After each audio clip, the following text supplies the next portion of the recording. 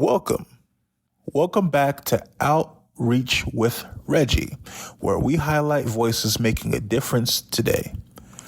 I am your host, Reggie, and today's episode is about a powerful shift in how we see youth leadership.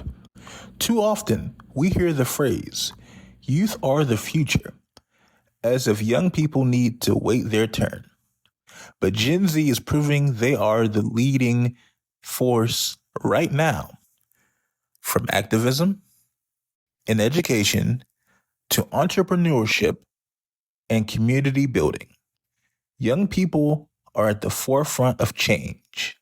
To explore this, I am joined by two inspiring guests. One of the guests is a founder of the Leaders of Tomorrow books, a platform that empowers youth through storytelling and education. And my other guest is none other than Monica Pantoja of the Insoro Foundation, an organization that cultivates youth leadership through mentorship, advocacy, and wraparound support. So stay tuned, for this is another episode of Outreach with Reggie. Adults say youth are the future. It can be unintentionally sidelined the voices of young leaders who are already creating impact. Gen Z, born roughly between 1997 and 2012, is connected, informed, and fearless. They use social media and grassroots organizing to fight for justice, equity, and climate action, demanding accountability today. Let's take a moment to highlight some incredible young people who are already leading change. Greta Thunberg, the climate activist who started global school strikes and has pushed governments to take urgent climate action. Amanda Gorman, the youngest inaugural poet in U.S. history, whose powerful words inspire hope and justice. Malala Yousafzai, who continues to champion girls' education worldwide despite incredible adversity. Emma Gonzalez, who became a leading voice for gun control after surviving the Parkland school shooting. And many others who organize, innovate, and make their communities better every day. These young leaders aren't waiting for permission. They're showing us what leadership looks like in real time. Within this next segment, I spoke with the founder of Leaders of Tomorrow books about why storytelling and books are powerful tools to build leadership in youth. And here's what they had to say. Hello, this is Outreach with Reggie, and I'm here with a special guest. If you could introduce yourself. My name is Frima Adraka, And what is the name of your organization? Leaders of Tomorrow Books. Nice, nice. And if you could, to the listeners, could you explain what you guys do within your organization? We create culturally affirming workbooks for children in preschool through fifth grade. Right now, only one workbook is released for children in preschool through first grade. And it's to show that having culturally affirming workbooks in classrooms have a great impact on the education and behavior influence of children. Oh, nice. So within the episode that's coming out, we are talking about how there is a need for an investment, an urge for investing into the children of today. And not only in the space that it recalls that we look at the children to be the next leaders, the next advocates, the next social workers, or the social climate changers, but we are looking at the investing into the children within the home and in the classroom. So if you could talk about how you guys do it within your organization, that would be amazing.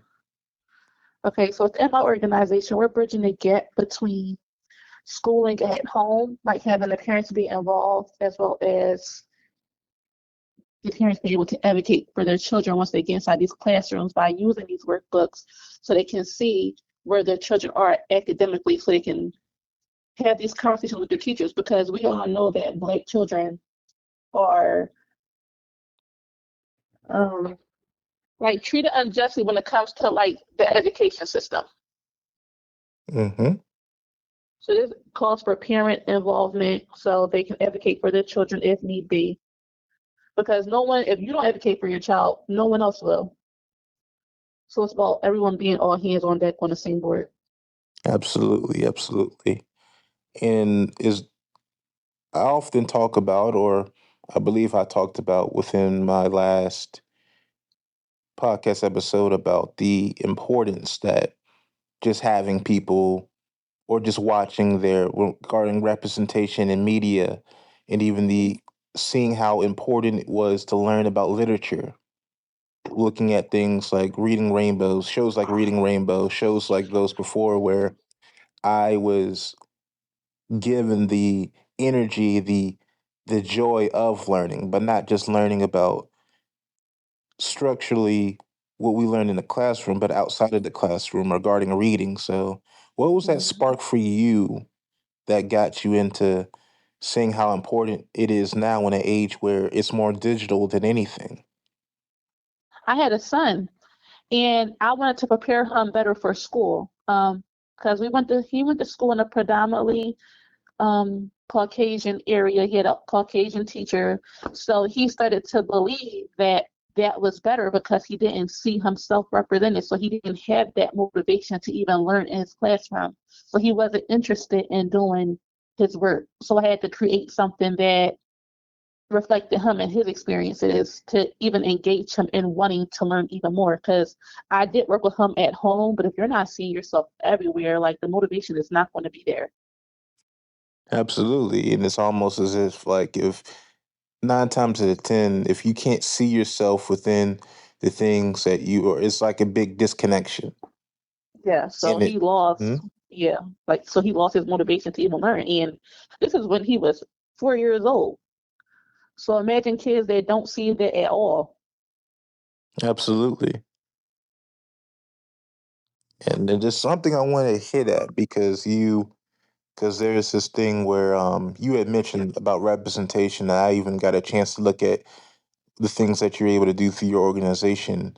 That representation matters, and we're kind of talking about it now. But how? What are ways through like the books that you're releasing and the things that you're able to show? How are you introducing that into the youth that you serve? I work with some preschools, some child care centers, and at first I started by just sending them like digital copies so they could get a feel of the materials. And I incorporated like names that are like ours, hairstyles that are like ours, things that our kids would do. Like Absolutely. so it's like adding their culture into what they're learning, not just their faces. Yes. So it goes beyond Just beyond. Hmm. just beyond appearance. Yes, and that's nice. So what would you say that is your hopes towards as you work within the educational system and as you dive further into the books that you give on to the beyond the parenting and stuff like that? What is the goals? Um, I have quite a few goals. My first goal is I want to get into like elementary schools. I also want to host like workshops for parents that want to be more involved in their child's education. Um, and I also want to open my own center as well. Oh, that's amazing. And then lastly, I just asked, what do you hope? For you, not even just from an organization standpoint, what do you hope to see as you do all these things to for it to be reflective within the I want to things in your see passion? Hmm. I want to see more parent child involvement, because it's as I was doing these workbooks, it healed a part of my inner child, which helped me raise my son even better. So I think it's beyond representation, but it's holistic healing overall. Oh, So that's that's what I want to see, like more engaged, parents. okay. Okay, and then I guess lastly, as the last question I have for you here, as someone who decided that there was a call out there was a need for representation to be shown regarding within the books within the students that are reading currently within the educational system or just in general, what would you say to those who may feel like they want to make those same efforts or make an effort to either join you in within these passions or just create their own spark? What would you say to those people that are looking for a step in that direction? It's space for everybody to to do this. Um, I really haven't seen a lot of people in the same length as I am, but there's room for everybody. And I think it is very necessary. Regardless of how it may look, just do it. Absolutely. Next, Monica Pantoja of the Insuro Foundation joins us to share how the Insuro Foundation supports young leaders through mentorship and community programs. So stay tuned for this one. There's a lot of jewels being dropped and a lot of seeds to be planted into your foundation. Hello, we are here and we are with Monica Pantoja of the Insuro Foundation. How are you doing today, Monica? Great, Reggie. How are you doing this evening? I am doing pretty good. Now, for the listeners out there, we love to know if you can welcome us in and introduce us to the Insoro Foundation and what do you guys do? So, the Insoro Educational Foundation supports youth aging out of foster care nationwide, ages 16 through 26, through education, workforce readiness, and holistic wraparound support, ensuring they achieve post secondary credentials and financial independence. Our organization exists to solidify the bridge from college to career, from technical certification to gainful employment and economic mobility. Oh, amazing, amazing. Now, one question I do have is how do you see mentorship shaping the future leaders of Gen Z? Gosh, wow, that's a great question, Reggie. Mentorship and Generation Z. I think of the rapidly changing workforce that our young people face coming out of college today, and a mentor really helps with skill development.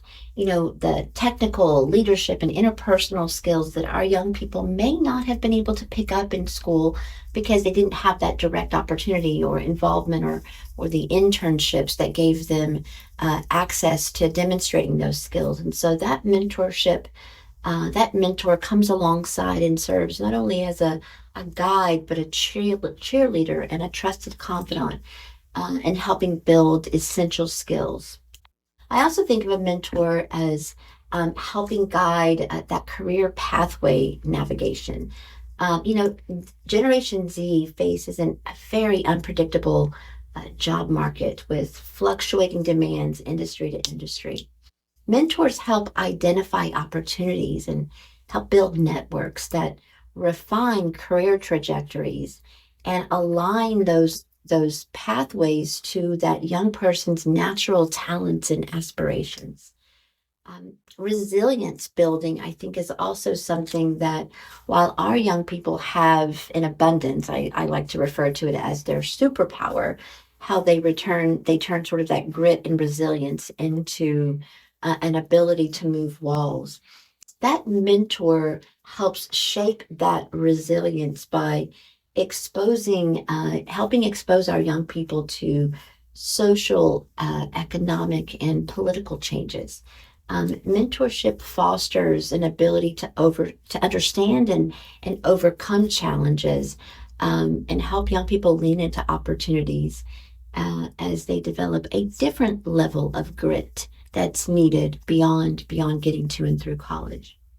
Another thing I think about with mentorship and young people is purpose driven leadership. This is one of the things that I am actually most passionate about in working with our young people, and that is their ability to want to make a difference in the world.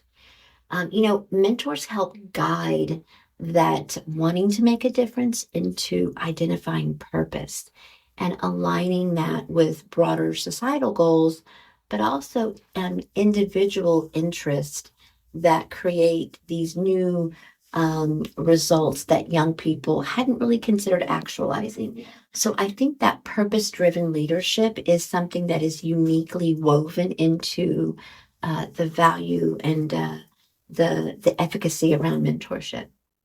Think of another, I could go on and on about all of the values that mentorships offer our Gen Z young people, but emotional intelligence is probably at the top of that list as well, as it is truly crucial for effective leadership, especially in today's world. Mentorship provides a space for Gen Z leaders to develop stronger self awareness, empathy, and an ability to understand and navigate inclusive workplace environments. Advocating for underrepresented groups and building strong collaborative teams. So all of those things are essential in being successful as a Gen Z leader, but oftentimes that EQ piece can uniquely be impacted by the value of a positive mentor. Another piece I think is really interesting is technology integration. Growing up, our Gen Z young people are digitally native, right? You know how to use every piece of equipment on the planet, and if you don't, you learn it very, very quickly. And what I think is most compelling is beyond the comfort level that our young people have with technology, mentors help young people leverage that technology knowledge in ways that help improve decision making and help with automation, and identify new digital collaboration tools that really move the productivity needle. So I'm pretty passionate about that technology integration and how a mentor can help shape and guide that. And then lastly, but probably most important of all, Reggie, is ethical leadership. With growing concerns, around what it takes to be an effective leader in today's marketplace, and embracing corporate social responsibility, sustainability, and ethics, mentors who kind of been there, done that, and gotten the T-shirt, if you will, they help Gen Z leaders navigate very complex landscapes around ethical decision making. And you don't know about those things until you've actually been in the workplace and are faced with challenges that and questions that, quite frankly, may rock your core beliefs in certain areas. And that's where a mentor can come in at the end of the day and help guide you through the ethics around leadership and understanding how to apply the integrity at every turn, and balancing the profitability that we want to drive in no matter what industry you're in and whatever role that you're in, but also balancing that with societal responsibility and those impacts that Generation Z care so deeply about. So I would say those are the things that I think are most compelling about the impacts and efficacy of mentorship within Gen Z. Absolutely. Now, my next question would be, what are some of the biggest challenges you see young people facing today when stepping into leadership roles? Well, Reggie, you know me well. You've known me a long time. For every challenge, there's three opportunities, and for every three opportunities, there's seven solutions, right? Mhm. And so there's a lot of ways that you can look at a barrier.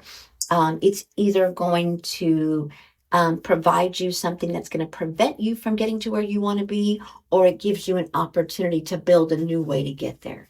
And so, while I'm going to give you some things that I think are our biggest issues. The most important part of that question is not what are the barriers, but how do you get around them? So, when I think about some of the biggest challenges, obviously lack of experience, young people coming out of school, you may have, sort of an absence of deep experience, especially when you're in an environment and you're expected to make decisions and or manage others. One of the other things I think has been really interesting that we've discovered in the workforce readiness piece of what we do at Ensoro is I hear the word imposter syndrome a lot, and our young leaders often experience this feeling that they don't belong or they're not qualified for the leadership position that they're in, often leading to self doubt. And so, we definitely have some tools to help with that. But if you're in that room, that is where you're supposed to be, and if you're in that role, you were given that for a purpose. Building credibility and trust is another piece of that. Not having maybe a vast network, so limited support networks. And I think also, while there's many other facets of some of the barriers that our young people face, and they know better even than we do, I think one of the ones that jumps out at me the most is finding your own leadership style. Developing a personal leadership style is a process and it takes time. But oftentimes young people they are put into roles and they're excited and they've earned it, and then you get it and you're expected to know it all. And that's again that takes me back to that mentorship conversation, or that mentorship opportunity and value is having someone that you can work with alongside you that can help you understand your voice and find your footing as you move into new roles. But I so while I think there's a myriad of different barriers that hold young people back, I think the most important thing is remembering and understanding how to manage up and down, right? Because you're managing teams, Mhm. but then you're also reporting to people as well, and those are teams, and sort of that managing up is really important. But I think at the end of the day, that biggest challenge, and once you're able to sort of identify your leadership style, that builds confidence and a really solid footing for you to move into your new role, or that a new opportunity with the skills needed to deliver on being the most effective leader that you can be. So I think those are some of the biggest challenges that I've seen for that our young people face. Gotcha, gotcha. So, because of those challenges, what advice would you have for young people who want to make an impact but not necessarily sure where to start exactly? So I'll begin with the end in mind. Reggie, I firmly believe that leadership is about influence. It is not about position. Your capacity to inspire, motivate, and elevate others is what truly defines success in a leader's role. You've got to stay humble, of course. You've got to stay hungry. You always have to lead with heart. But at the end of the day, you are not a manager. A leader doesn't manage. A leader elevates. A leader inspires. A leader motivates. Leadership is about influence. I heard something recently that I thought was so compelling, and it's sort of a unique narrative of a CEO, the Campbell CEO. And I want to be really, I'm sort of paraphrasing, but this is sort of my takeaway from someone describing this. They read it in the book, and the book escapes me. I'll be sure to get that book to you because it's really good. But I was so inspired by how the Campbell CEO, and I believe their corporate office is in New York City, and on that commute going in was an hour and a half, I guess, one way, and so he would spend 3 days a week. He would write notes of gratitude, and he called them gratitude deposits. So he would identify folks on his team and be sure to sort of recognize areas in which those individuals succeeded in whatever area that may be, large or small. And his purpose of doing that was beyond just the obvious, recognizing solid performance. But the logic by which the rationale was most compelling, he said, as a leader, you have to make tough decisions. And in those tough decisions, if you've planted enough gratitude seeds in the teams that report to you and work with you, then you are going to be able to make withdrawals without crushing your team, because there are times when hard decisions have to be made. So I thought that was most compelling. Make gratitude deposits for the good days and for the days where decisions have to be made in leadership that does not crush the individual, but helps the team continue to elevate. Some of the other advice I would give is embrace learning over perfection. Leadership isn't just about having all of the answers. It's about learning from every experience. I also, again, go back to that mentorship piece. Seek mentorship and build your network. You've heard the phrase, Reggie, we say it all the time at Ensoro, your network determines your future net worth. So I'm really big about that building your network piece. Don't be afraid to seek guidance. Surround yourself with people who can teach you and challenge you. You want to leverage your unique strengths. That's another piece of advice I would give. You bring fresh perspective, new ideas, and new energy to the table. You got to own those strengths. Know your worth and add tax is what we say at Ensoro. Leadership isn't about fitting into a mold. It's about making your mark in your own authentic way. Another piece of advice I'd give is focus on your EQ. Emotional intelligence is key. Self-aware, empathetic, and adaptable. Strong leaders don't manage tasks. They understand people.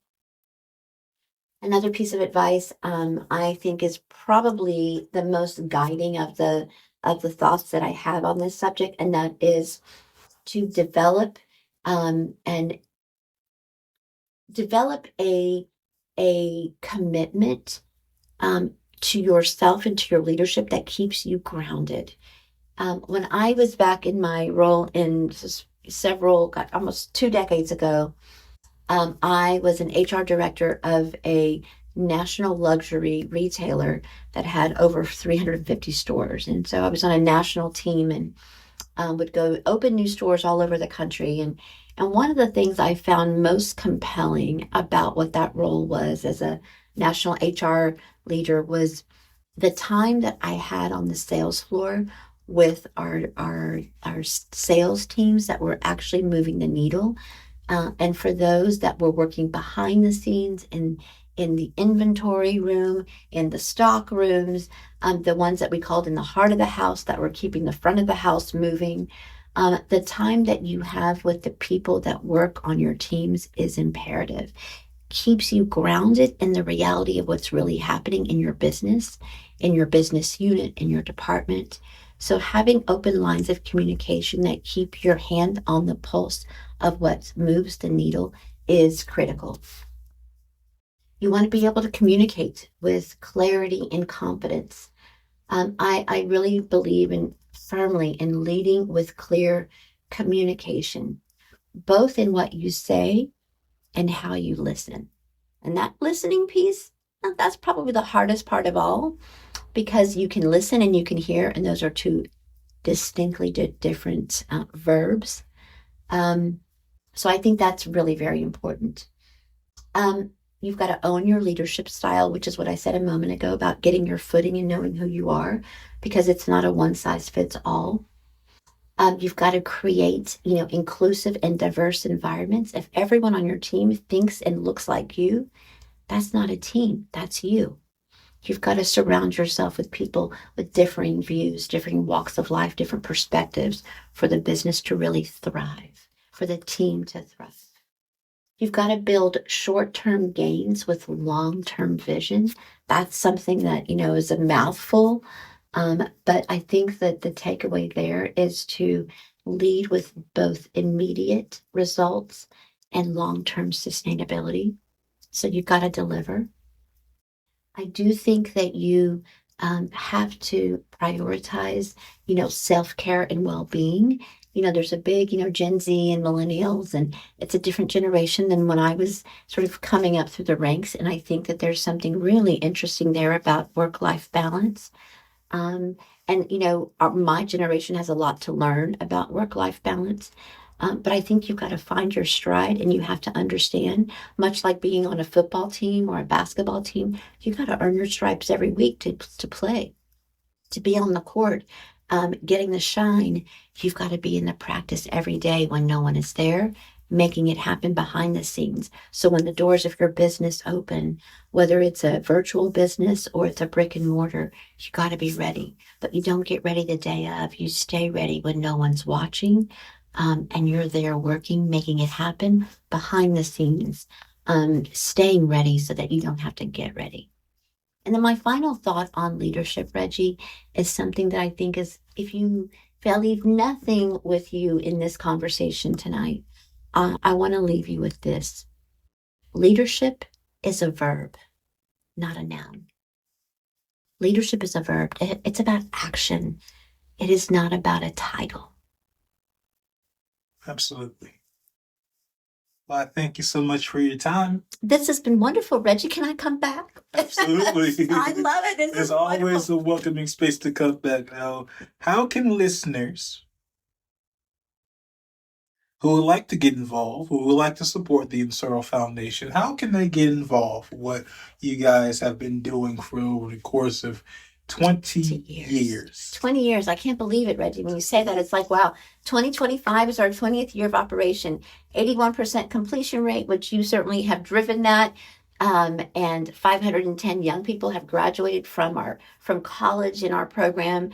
And we have 333 in our program today, across 42 states. And so how can you get in contact with the Insuro Foundation? Well, I'm going to give you a couple of ways. I love a good old-fashioned phone call, so we're going to start with our phone number, 770-881-7360.